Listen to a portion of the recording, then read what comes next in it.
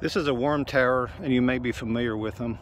A worm tower is just a method to put your kitchen scraps into the ground. It's simply a 5-gallon bucket buried into the ground. Big holes, maybe 1/2 inch or bigger, drilled in the sides, drilled in the bottom, or just leave the bottom cut off. This particular one has a sealed lid it's a gamma seal lid, which gives you a tight lid on it. Anyway, the purpose of this is you open the lid, you put your kitchen scraps in there, and then worms will end up finding it, and it becomes I call it a worm tower. Worms will go in there, eat the food, they'll come and go as they please. I set this one by a persimmons tree I planted, and it's actually going to serve two functions. Not only is it going to add fertilization to the ground, but it also allows me to water the tree because of the heavy slope. And there's such a heavy slope, if I water from the top, it's just going to run down the slope.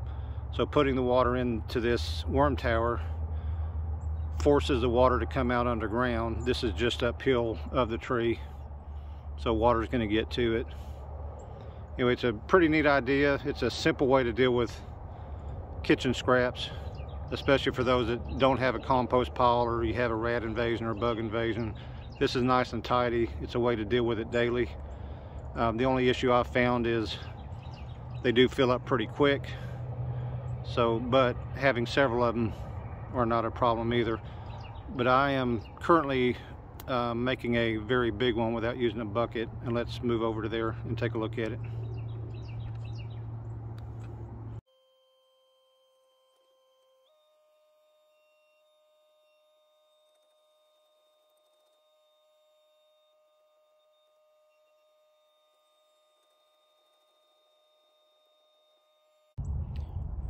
Okay, we got the hole drilled. It's roughly 3 foot deep. This is I think I showed you drilling it or parts of it. This is a 9-inch rock auger bit. But you can see from here to here, maybe 4 inches of topsoil.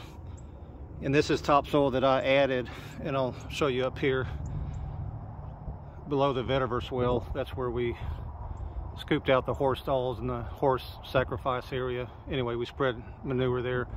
But this whole paddock, I think I talked about it in the past, I planted the trees above the swale, not below it, because I don't have any topsoil.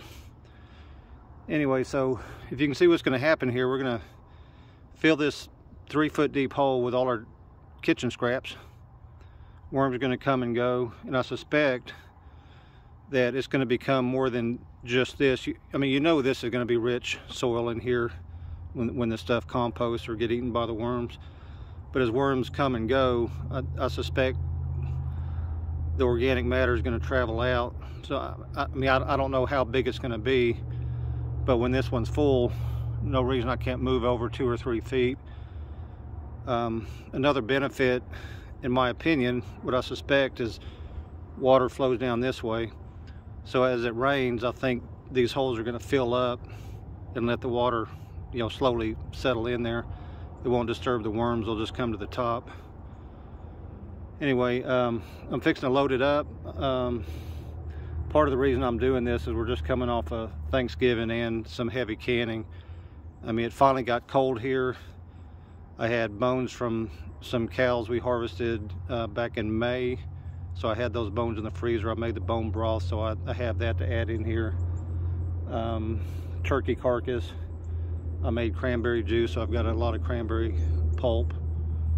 And then got the turkey's feathers from harvesting 3 turkeys. Anyway, I've got a lot of material accumulated. Luckily, it's been cool enough where outside has been a refrigerator temperature, so I was able to save this for a couple of weeks. Anyway, let me fill in the hole, and then I'll get back with you.